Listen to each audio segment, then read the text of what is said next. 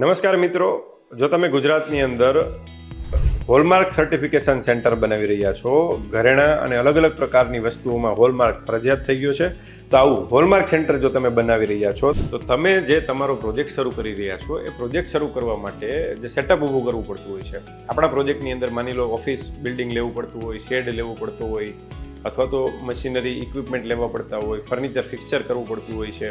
તો આ બધા જ જે ખર્ચા આપણે કરીએ છીએ, કેપિટલ કોસ્ટ કરીએ છીએ, કેપિટલ એક્સપેન્ડિચર કરીએ છીએ, આ એક્સપેન્ડિચર કરવા માટે, આ ઇન્વેસ્ટમેન્ટ કરવા માટે જનરલી આપણે પ્રોજેક્ટ રિપોર્ટ બનાવીને નેશનલાઇઝ કે કોઓપરેટિવ બેંકમાંથી આપણે લોન લેતા હોઈએ છીએ, ટર્મ લોન લેતા હોઈએ છીએ. જો આ ટર્મ લોન તમે તમારા પ્રોજેક્ટ માટે લીધેલી છે અથવા તો લેવાનું વિચારી રહ્યા છો તો તમને એમાં 5% 5 વર્ષ માટે, 6% 6 વર્ષ માટે અને 7% 7 વર્ષ માટે એવી રીતે ઇન્ટરેસ્ટ સબસિડી મળે છે. ચાલો સમજીએ આપણે એ કેવી રીતે મળે છે. જે તમારા પ્રોજેક્ટનું લોકેશન છે એ લોકેશન ઉપર આ બધું આધારિત હોય છે. આ લોકેશનની વિગત પણ તમને હું સમજાવી દઉં છું. ગુજરાત આત્મનિર્ભર સ્કીમ 2022 અંતર્ગત ગુજરાતના અલગ અલગ તાલુકાઓને અલગ અલગ કેટેગરીમાં ડિસ્ટ્રીબ્યુટ કરેલા છે. જેમ કે આપણે કેટેગરી 1, 2 અને 3 એવી રીતે કરેલા છે. માની લો કે તમે રાજકોટ તાલુકા અને રાજકોટ જિલ્લા, રાજકોટ સિટીની વાત કરો છો તો એ કેટેગરી 3માં આવે છે. ગોંડલ તાલુકો અને એની વાત કરો છો તો કેટેગરી 2માં આવે છે. પણ ચોટીલાની વાત કરો છો તો ચોટીલા તાલુકો જે છે એ કેટેગરી 1માં આવે છે. ઇન્ટરેસ્ટ સબસિડી જે છે એ ડિપેન્ડ કરે છે કે તમે કયા તાલુકાની અંદર, કઈ કેટેગરીના તાલુકાની અંદર તમે તમારું યુનિટ શરૂ કરી રહ્યા છો, એના ઉપર તમને સબસિડી મળશે. આ એક્ઝામ્પલમાં આપણે સમજ્યા ચોટીલા, ગોંડલ અને રાજકોટની વાત કરીએ તો જો તમે રાજકોટની અંદર સર્વિસ યુનિટ ચાલુ કરો છો, જે આપણે વાત થઈ એ મુજબ, તો તમને 5% ઇન્ટરેસ્ટ સબસિડી 5 વર્ષ માટે મળે છે. ગોંડલની અંદર કરો છો તો 6% ઇન્ટરેસ્ટ સબસિડી 6 વર્ષ માટે મળે છે. અને એ જ વસ્તુ ચોટીલાની અંદર તમે શરૂ કરો છો તો 7% ઇન્ટરેસ્ટ સબસિડી 7 વર્ષ માટે મળે છે. તો આવી રીતે તમે જે તમારું યુનિટ શરૂ કરી રહ્યા છો એમનું લોકેશન સિલેક્શન કરવું એ પણ મહત્વનો ભાગ હોય છે. અને આની અંદર તમને આ પ્રકારની સબસિડી મળતી હોય છે. ખાસ કરીને જ્યારે તમે આ યુનિટ બનાવવાનું વિચારો છો ત્યારે તમે કયા કોન્સ્ટિટ્યુશનમાં બનાવો છો, ઇન્ડિવિજ્યુઅલ કેપેસિટીમાં, પ્રોપ્રાઇટરશિપમાં કરો છો, પાર્ટનરશિપમાં કરો છો, LLPમાં કરો છો, પ્રાઇવેટ લિમિટેડ કંપની બનાવો છો, એમાં પણ ઘણો બધો ફેર પડતો હોય છે. જેમ કે તમે જો ઇન્ડિવિજ્યુઅલ છો અને વુમન એન્ટરપ્રિન્યોર છો તો તમને 1% એડિશનલ ઇન્ટરેસ્ટ સબસિડી મળતી હોય છે. તમારી એજ 35 વર્ષથી નીચેની છે તો પણ તમને 1% એડિશનલ ઇન્ટરેસ્ટ સબસિડી મળતી હોય છે. જેમ કે તમને 5% મળવાપાત્ર છે રાજકોટની અંદર, તો એ 5% વાળા વુમનના કેસમાં 6% થઈ જાય અને એ વુમન 35 વર્ષથી નીચે હોય તો 7% થઈ જાય.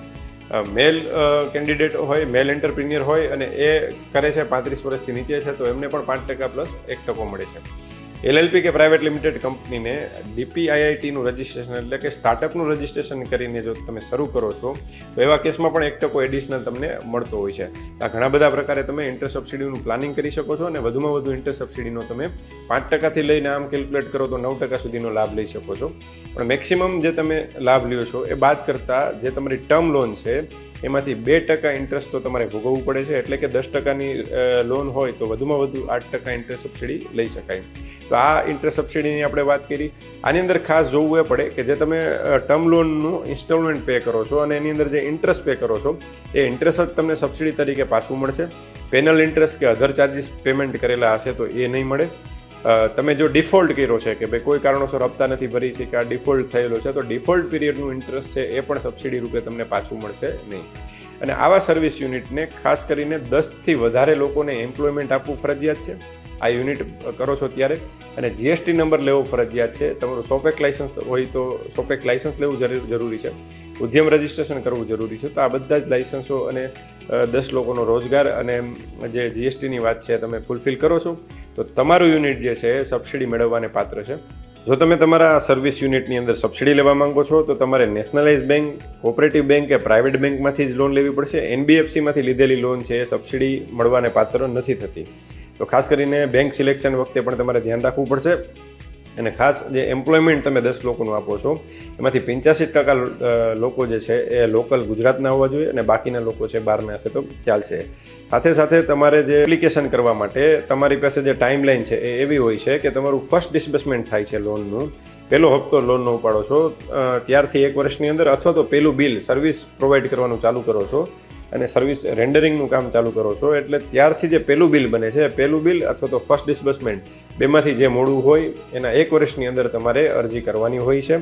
અને આ અરજી કર્યા પછીની જે કાંઈ પ્રોસેસ છે ગવર્મેન્ટની અંદર એપ્લિકેશન સેન્કશન થવાની, ડિસ્બર્સમેન્ટ થવાની એ પ્રક્રિયા ચાલતી હોય છે. તો ખાસ કરીને આ બધા આ સર્વિસ પ્રોવાઈડરો જે છે એ આ ઇન્ટર સબસિડીનો લાભ લે ગુજરાતની અંદર, એવી હું સૌને વિનંતી કરું છું. હું રાજેશ સવનિયા, એડ્રોડ કોર્પોરેશન, રાજકોટ. અને વધુ માહિતી મેળવવા માટે અમારી યુટ્યુબ ચેનલ રાજેશ સવનિયા વિઝિટ કરો.